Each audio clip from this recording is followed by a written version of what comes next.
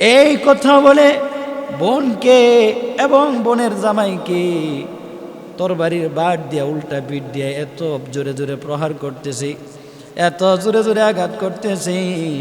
আঘাত করতে করতে দুজন রক্তাক্ত হয়ে গেল।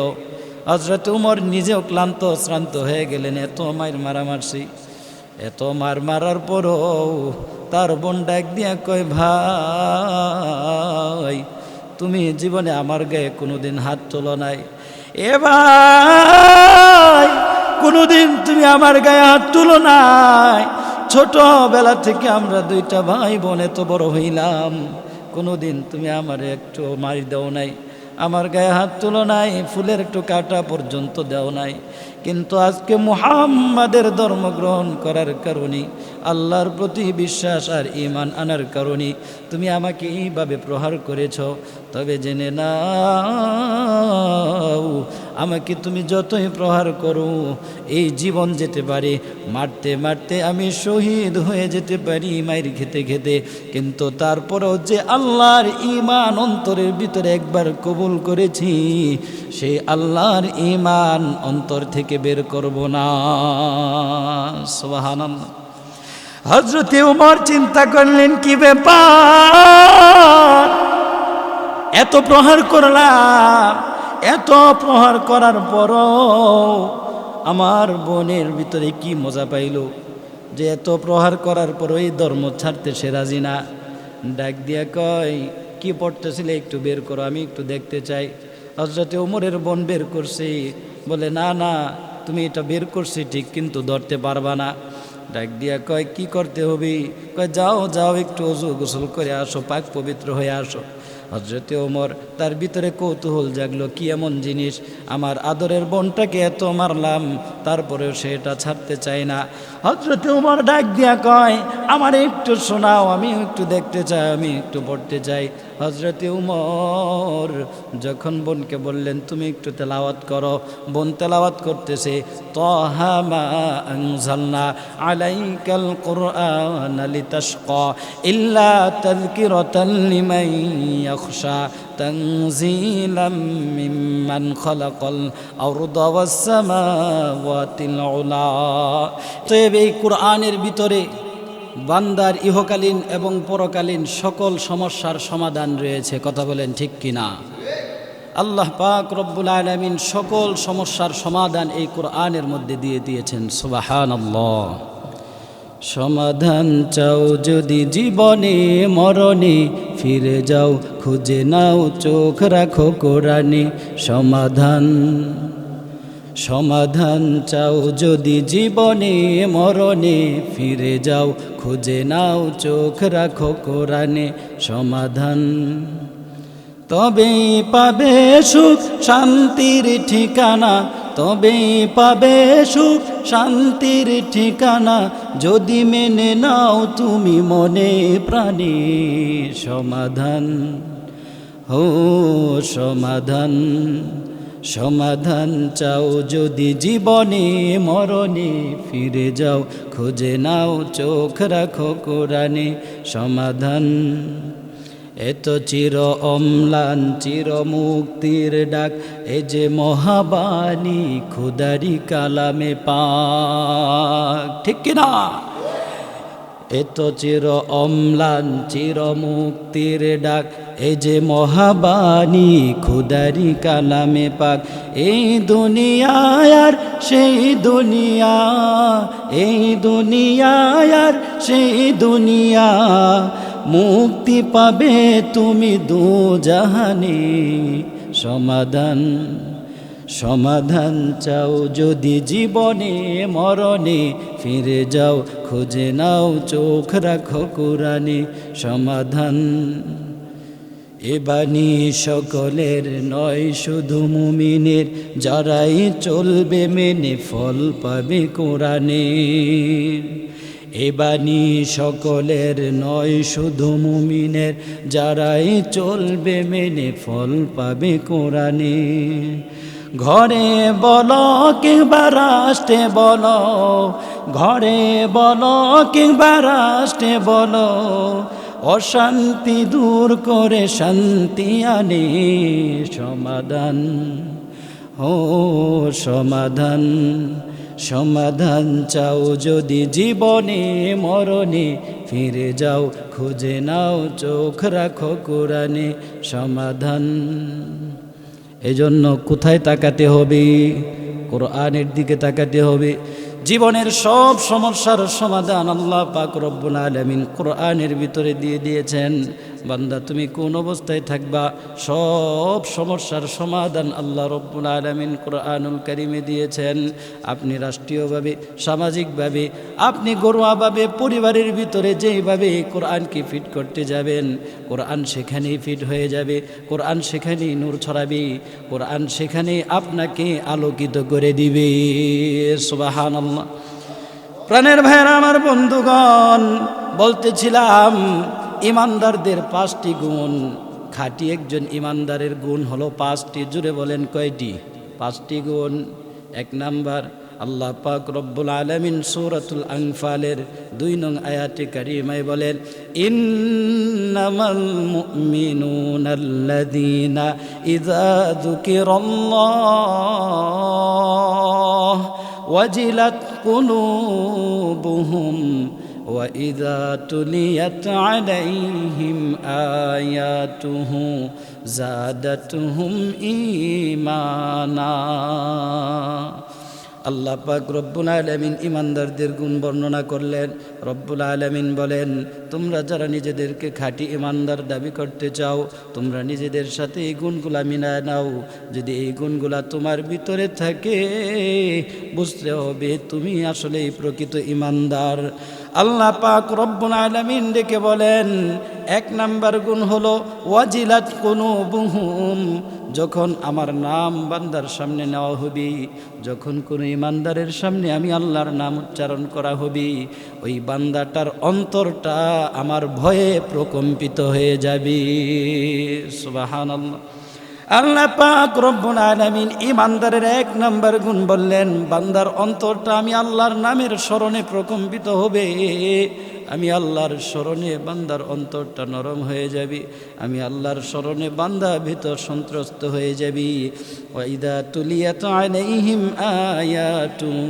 আর 2 নাম্বার গুণ হলো, যখন তার সামনে আমার কোরআনুল কারীমের আয়াতগুলো তেলাওয়াত করা হবে, আমার কিতাব থেকে যে আয়াতগুলো আমি নাজিল করেছি আমার পয়গম্বর বিশ্বনবী রাহমাতুল লিল আলামিনের উপর, সেই আয়াতগুলো যখন তার সামনে তেলাওয়াত করা হবে, তখন ওই বান্দাটা আমি আল্লাহ তাআলার প্রেমে তার ঈমানটা আরো বৃদ্ধি পেতে থাকবে। ওয়ালা রব্বিহিম ইয়াতাওয়াক্কালুন। আর এই বান্দার ঈমানটা যখন বৃদ্ধি পাবি, এই বৃদ্ধি পেতে পেতে এমন একটা সময় আসবে, বান্দা দুনিয়ার কাউকে আর পরোয়া করবে না, কারো উপর সে ভরসা করবে না, একমাত্র আমি আল্লাহ তাআলার উপর ভরসা করবি। মুসলমান ভাইরা রে আমার, আল্লাহ পাক রব্বুল আলামিন ডাক দিয়া কয়, ইমানদারের গুণ হলো 5টি। একজন খাঁটি ইমানদারের গুণ হলো 5টি। 1 নাম্বার গুণ, ইন্নামাল মুমিনুনাল্লাযীনা ইযা যুকিরাল্লাহু ওয়াজিলাত কুলুবুহুম। যখন আমার কোনো ইমানদার বান্দার সামনে আমার নাম স্মরণ করা হবে, ওই বান্দার অন্তরটা বিগলিত হয়ে যাবে, প্রকম্পিত হবে। আমি আল্লাহর মহব্বতে ওই বান্দার অন্তরটা কেঁপে উঠবে। 2 নাম্বার গুণ, ওয়াইদা তুলিয়াত আলাইহিম আয়াতুহু জাদাতহুম ঈমানা। 2 নাম্বার গুণ হলো, ওই বান্দার সামনে যখন আমি আল্লাহ তাআলার কালামুল্লাহ শরীফ তেলাওয়াত করা হবে, কোরআনের আয়াতগুলো যখন তার সামনে পাঠ করা হবে, তেলাওয়াত করা হবে, ওই বান্দার ঈমানটা এত পরিমাণ বৃদ্ধি পেতে থাকবে, আমি আল্লাহ তাআলা বান্দার ঈমানটাকে বাড়াইতেই থাকবো। সুবহানাল্লাহ। 3 নাম্বার গুণ, বান্দার ঈমানটা যখন বৃদ্ধি পাবে, ওয়া আলা রব্বিহিম ইয়াতাওয়াক্কালুন, বৃদ্ধি পেতে পেতে এমন একটা অবস্থায় চলে যাবে, বান্দা দুনিয়ার কোনো পরাশক্তিকে পরোয়া করবে না, বান্দা কারো উপর ভরসা করবে না, বান্দা নিজের চিন্তা নিজে করবে না, একমাত্র আমি আল্লাহ তাআলার উপর সে ভরসা করবে। সুবহানাল্লাহ। মুসলমান ভাইরা রে আমার, আল্লাহ পাক রব্বুল আলামিন ইমানদারদের পাঁচটা গুণের কথা বর্ণনা করি মানুষদেরকে আহ্বান করলেন, এই মানুষের দলেরা, এই আমার বান্দা বান্দিরা, তোমরা আমি আল্লাহর উপর এই পাঁচটা গুণ অর্জন করো, নিজেদের ভিতরে এই পাঁচটা গুণ অর্জন করো। বান্দার বান্দা বান্দিরা, আল্লাহ তাআলা ডাক দিয়ে কয় এই পাঁচটা গুণ তোমরা নিজেদের ভিতরে অর্জন করো। যদি তোমরা নিজেদের ভিতরে এই পাঁচটা গুণ অর্জন করতে পারো, তাহলে আমার কাছে তোমরা একজন খাঁটি ইমানদার হিসেবে গণ্য হবে। বিশ্বনবী রাহমাতুল লিল আলামিন আল্লাহ তাআলার কাছে দোয়া করতেছেন, আল্লাহুম্মা আইজ্জাল ইসলামা বিআহাদি উমরাইন। রব্বুল আলামিন, তুমি তোমার ইসলাম ধর্মকে, ইসলামকে দুই উমরের যে কোনো এক উমরের মাধ্যমে সম্মানিত করো। সরকারি তো আলম নবী পয়গাম্বর আল্লাহ তাআলার কাছে দোয়া করে আর কান্দি, আল্লাহ, দুই উমরের যে কোনো একজনকে দিয়া তুমি ইসলামকে সম্মানিত করো। আল্লাহ পাক রব্বুল আলামিন নবীজির দোয়া কবুল করেছেন, এমনভাবে কবুল করে নিয়েছেন। এবার আল্লাহ পাক রব্বুল আলামিন বিশ্ব নবীর দোয়াটা এমনভাবে কবুল করে নিয়েছেন। এবার আল্লাহ তাআলা হযরত ওমরকে কবুল করে নিলেন। একবার হযরত ওমর রাদিয়াল্লাহু তাআলা আনহু বিশ্ব নবীর মাথা কাটার জন্য যায়, তরবারিটা হাতে নিয়ে রওনা দিছে। সঙ্গে সঙ্গে রাস্তার মধ্যে দেখা হয়ে গেল তার আরেক ভাইয়ের সাথে। ডাক দিয়া কয়, ওমর, এত রাগান্বিত হয়ে কোথায় যাও? বলে, মুহাম্মদের কল্লা কাটার জন্যে। যাইবা তো যাইবা, যাওয়ার আগে আরেকটা খবর শুনে নাও। বলে, কি খবর? তুমি যে মুহাম্মদের কল্লা কাটার জন্য যাইতেছো, সেই মুহাম্মদের ধর্ম গ্রহণ করেছে তোমার বোন আর ভগ্নিপতি। হযরত ওমরের মাথাটা গরম হয়ে গেল। ডাক দিয়া কই, তাই নাকি? তাহলে মুহাম্মদের বিষয়টা পরে দেখব, আগে আমার বোনের বিষয়টা শেষ করে নেই। এই কথা বলে উমর বোনের বাড়ির দিকে রওনা দিয়া দিছে। বোনের বাড়ির দরজার সামনে যখন গেছে, গিয়া শুনে আসলেই তো ভিতর থেকে গুনগুন গুনগুন করে কি যেন আওয়াজ শোনা যায়। হযরত ওমরের মাথা গরম হয়ে গেছে। আমি মুহাম্মদের এত বড় বিরোধী একজন মানুষ, অথচ সে আমার বোন কিনা মুহাম্মদের ভক্ত হয়ে গেছে। রাগে গোসায় অগ্নিশর্মা হয়ে বোনের ঘরের দরজাটা লাথি দিয়ে ভেঙে ফেলছে। ঘরের ভিতরে ঢোকার সাথে সাথে তার বোন কোরআনের পৃষ্ঠাগুলো লুকিয়ে ফেলছে।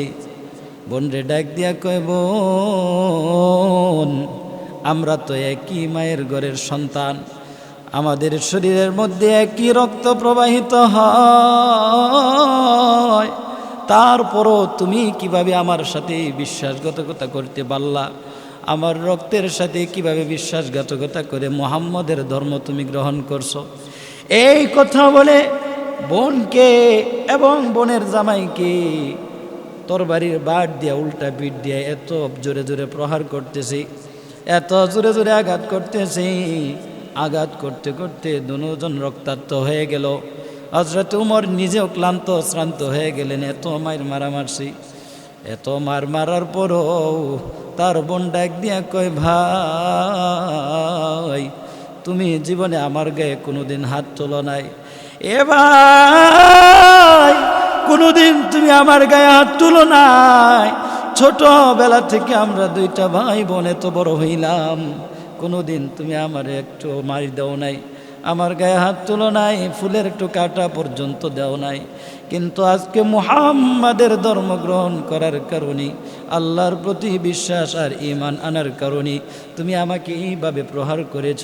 তবে জেনে নাও, আমাকে তুমি যতই প্রহার করো, এই জীবন যেতে পারে, মারতে মারতে আমি শহীদ হয়ে যেতে পারি মায়ের খেতে খেতে, কিন্তু তারপরেও যে আল্লাহর ঈমান অন্তরের ভিতরে একবার কবুল করেছি, সেই আল্লাহর ঈমান অন্তর থেকে বের করব না। সুবহানাল্লাহ। হযরতে ওমর চিন্তা করলেন, কি ব্যাপার, এত প্রহার করলাম, এত প্রহার করার পরও আমার বোনের ভিতরে কি মজা পাইল যে এত প্রহার করার পরও এই ধর্ম ছাড়তে সে রাজি না। ডাক দিয়া কয়, কি পড়তেছিলে একটু বের করো, আমি একটু দেখতে চাই। হযরতে ওমরের বোন বের করছে, বলে না না, তুমি এটা বের করছি ঠিক, কিন্তু ধরতে পারবা না। ডাক দিয়া কয়, কি করতে হবে? কয়, যাও যাও, একটু ওযু গোসল করে আসো, পাক পবিত্র হয়ে আসো। হযরতে ওমর, তার ভিতরে কৌতূহল জাগলো, কি এমন জিনিস, আমার আদরের বোনটাকে এত মারলাম, তারপরেও সে এটা ছাড়তে চায় না। হযরতে ওমর ডাক দিয়া কয়, আমার একটু শোনাও, আমি একটু দেখতে চাই, আমি একটু পড়তে চাই। হযরতে ওমর যখন বোনকে বললেন, তুমি একটু তেলাওয়াত করো, বোন তেলাওয়াত করতেছে, তাহা মা আনজালনা আলাইকাল কুরআন লিতাশকা ইল্লা তাযকিরাতাল লিমান ইয়াখশা তানজিলাম মিম্মান খালাকাল আরদা ওয়াস সামাওয়াতিল উলা। এইভাবে তেলাওয়াত করতে করতে যখন হযরতে ওমরের বোন, ইন্নানি আনাল্লাহ লা ইলাহা ইল্লা আনা ফা'বুদুনি, এই পর্যন্ত যখন হযরতে ওমরের বোন আসলো, আসার সাথে সাথে ডাক দিয়া কয়, বোন আর পড়তে হবে না, আর তেলাওয়াত করার প্রয়োজন নাই, আমার বুঝে এসে গেছে, আমার বুঝ হয়ে গেছে, আমি বুঝে ফেলেছি, এটা দুনিয়ার কারো কোনো বানানো কথা নয়, বরং এটা অবশ্যই অবশ্যই আসমানি আল্লাহ তাআলার গ্রন্থ। সুবহানাল্লাহ। বোন কান্দি, বোন পড়া শেষ করে যখন হযরতে ওমরের দিকে তাকাইছে, তাকায় দেখে ভাই তার কান্দি, অশ্রু সজল হয়ে গেছে, চোখ থেকে গড়গড় করে পানি পড়তেছে, আর ডাক দিয়া কয়, বোন আমি তোকে কতই না কষ্ট দিয়ে ফেলছি, চলো যাই, আমি একটু মুহাম্মদের কাছে যেতে চাই, যার কাছ থেকে কোরআন পাইছো, আমি তার সাথে একটু দেখা করতে যাই। বোন ডাক দিয়া কয়, সত্যি সত্যি যাবেন? কয়, হ্যাঁ সত্যি সত্যি যাব। হযরতে ওমর তার বোনকে নিয়ে রওনা দিছে, ভগ্নিপতিকে নিয়ে রওনা দিছে। বিশ্ব নবী রহমাতুল লিল আলামিন সাহাবায়ে কেরামদেরকে নিয়ে বসা আছেন। এমন সময় হযরতে আলী রাদিয়াল্লাহু তাআলা আনহু দেখলেন, ওই যে দেখা যায় হযরতে ওমর আসতেছে তার বোন এবং ভগ্নিপতিকে সঙ্গে নিয়া। বিশ্ব নবী রহমাতুল লিল আলামিনকে ডাক দিয়া কয়, আলী, বিশ্ব নবী রহমাতুল লিল আলামিনকে ডাক দিয়া কয়, নবী গো, এই ওমর তো আপনার বড় বিরোধী একজন মানুষ, আপনি যদি অনুমতি দেন আমি ওমরকে একটু শায়েস্তা করে দিব, তাছাড়া তার হাতের মধ্যে নাঙ্গা তলোয়ার, আমরা আশঙ্কা করতেছি আপনার উপর সে হামলা করে বসবে। বিশ্ব নবী রহমাতুল লিল আলামিন ডাক দিয়ে কয়, না না, একটু আসতে দাও, তারপর ব্যাপারটা বুঝে নেই। সুবহানাল্লাহ। হযরত ওমর ফারুক রাদিয়াল্লাহু তাআলা আনহু বোন এবং ভগ্নিপতিকে নিয়ে আসলেন। কাছাকাছি যখন আসছি, নবীজি তাকায় দেখি হযরতে ওমরের চোখ বেয়ে বেয়ে পানি পড়ে, ভগ্নিপতির চোখ বেয়ে বেয়ে পানি পড়ে, বোনের চোখ বেয়ে বেয়ে পানি পড়ে। নবীজি ডাক দিয়া কয়, ওমর, তুমি তো আমার এত বিরোধী একজন মানুষ, কোন জিনিস তোমাকে আমার দরবারে নিয়ে আসছে? ওমর কোনো কথা কয় না, তার হিতাহিত কোনো জ্ঞান নাই, দুনিয়ার কোনো চিন্তা ফিকির নাই, তার ভিতরে আগুন লাইগা গেছে। সুবহানাল্লাহ। আল্লাহ পাক রব্বুল আলামিন ঈমানের আগুন লাগায় দিছে। এই কুপুরি থেকে মুক্ত করার জন্য রব্বুল আলামিন তার ঈমানের ভিতরে, তার অন্তরের ভিতরে ঈমানের আলো জ্বালায় দিছে। আল্লাহ পাক রব্বুল আলামিন হযরতে ওমরকে কবুল কইরা নিলেন। বিশ্ব নবী রহমাতুল লিল আলামিন হযরতে ওমরকে ডাক দেয়, ওমর কি ব্যাপার, কোনো কথা বলতেছ না কেন? এক সময় নবীজি আমার শাহাদাত আঙ্গুলি দিয়া উমরের কোমরের মধ্যে একটা খোঁচা মারছে, সঙ্গে সঙ্গে উমর কাঁপতে কাঁপতে জমিনের মধ্যে পড়ে গেছে। সুবহানাল্লাহ। এ মুসলমান ইমানদার আল্লাহর গোলাম,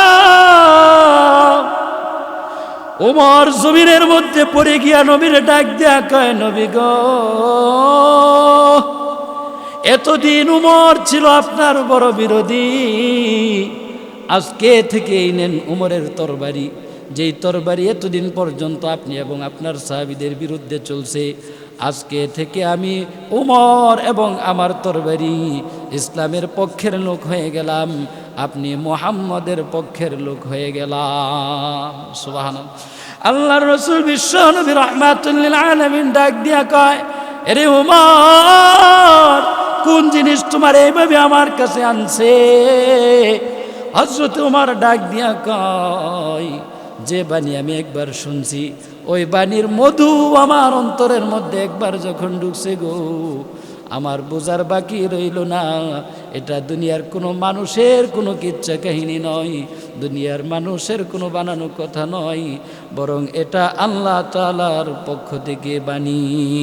সুবহানাল্লাহ। ডাক দিয়া কয়, নবী গো, আর দেরি কইরেন না, আমি ওমর বড় ভুলের মধ্যে ছিলাম, আজকে থেকে আমাকে মুসলমান বানায়া আপনার দলভুক্ত করে নেন। বিশ্বনবী ডাক দিয়া কয়, ওমর, পড়ে নাও আমার সাথে সাথে লা ইলাহা ইল্লাল্লাহু মুহাম্মাদুর রাসূলুল্লাহ সাল্লাল্লাহু আলাইহি ওয়াসাল্লাম রাদিয়াল্লাহু তাআলা আনহু। এবার বিশ্বনবীকে ডাক দিয়া বলতেছেন, ইয়া রাসূলুল্লাহ, ইয়া হাবিবাল্লাহ, আমি যে কালামটা তেলাওয়াত করেছি, লা ইলাহা ইল্লাল্লাহু মুহাম্মাদুর রাসূলুল্লাহ সাল্লাল্লাহু আলাইহি ওয়াসাল্লাম, এই কালামটা সত্য না মিথ্যা? নবী ডাক দিয়া কয়, কেন কোনো সন্দেহ আছে নাকি? হযরতে ওমর কয়, না, যদি সন্দেহ থাকতো তাহলে আমি ইসলাম কবুল করতাম না। বিশ্ব নবী রাহমাতুল লিল আলামিন ডাক দিয়া কয়, আসমানের তারা যেমন সত্য, আসমানের ওই সূর্য চন্দ্র যেমন সত্য, আল্লাহ তাআলার এই কালামটা তার চাইতেও বেশি সত্য। হযরতে ওমর ডাক দিয়া কয়, নবী গো, যদি তাই হয় তাহলে আর কেন আমরা এই পাহাড়ের পাদদেশে, এই নিম্ন দেশে আমরা কেন লুকিয়ে লুকিয়ে ইসলাম কবুল করব? আমি কেন এইভাবে লুকিয়ে লুকিয়ে থাকব? আপনি যদি অনুমতি দেন, মুসলমানদেরকে সঙ্গে নিয়া আমি বাইতুল আমি খানায়ে কাবার সামনে আপনার সাহাবায়ে কেরামদেরকে নিয়ে যাব। সুবহানাল্লাহ। হযরত ওমর রাদিয়াল্লাহু তাআলা আনহু বিশ্ব নবী রাহমাতুল লিল আলামিনকে ডাক দিয়া কয়, লা ইলাহা ইল্লাল্লাহ মুহাম্মাদুর রাসূলুল্লাহ। নবী গো, এই কালিমা আমি পাঠ করে নিলাম, এবার আমাকে একটু অনুমতি দেন। যদি এই কালিমা সত্য হয় তাহলে আমরা কেন এভাবে লুকায় লুকায় থাকতেছি? বিশ্ব নবী ডাক দিয়া কয়, রে ওমর, এই কালিমা তেমন সত্য, আসমান জমিন যেমন সত্য, এই কালিমা তেমন সত্য, আসমানের চন্দ্র সূর্য যেমন সত্য। হযরত ওমর কয়, যদি তাই হয় আর কোনো লুকোচুরি নয়, আপনি যদি অনুমতি দেন, আমি মক্কার কোনো কুরাইশ কাফেরকে পরোয়া করি না, বরং আমি আল্লাহ তাআলার নির্দেশে, আপনার নির্দেশে আপনার সাহাবায়ে কেরামদেরকে নিয়ে খানায়ে কাবার সামনে দাঁড়ায় আমি খুতবা দিব। সুবহানাল্লাহ। এরে ভাই, হযরত ওমর রাদিয়াল্লাহু তাআলা একবার লক্ষ্য করে দেখেন, যখন তার সামনে আল্লাহর নাম নেওয়া হলো, তার অন্তরটা কেঁপে উঠল, প্রকম্পিত হলো, বিগলিত হয়ে গেল।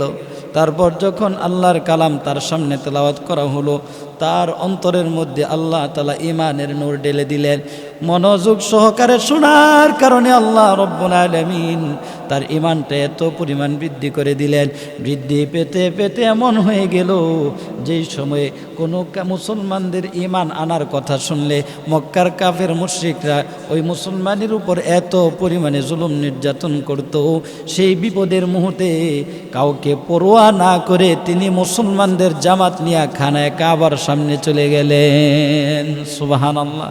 এটাই হলো কোরআনের মুজিজা, এটাই হলো কোরআনের পাওয়ার।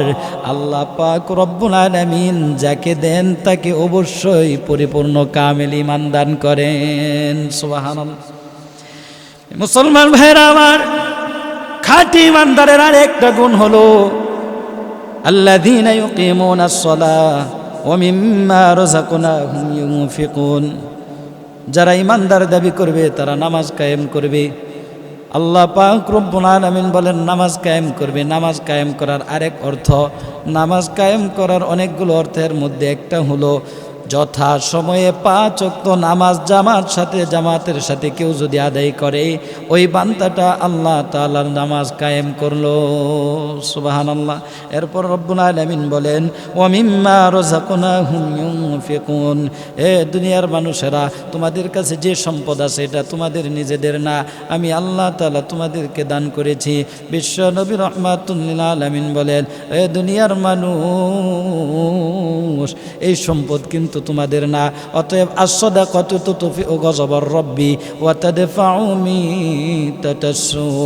আল্লাহর নবী কয়, আল্লাহ তাআলা তোমাদেরকে যা কিছু দান করেছেন সেখান থেকে তোমরা আল্লাহর রাস্তায় দান সদকা খয়রাত করো।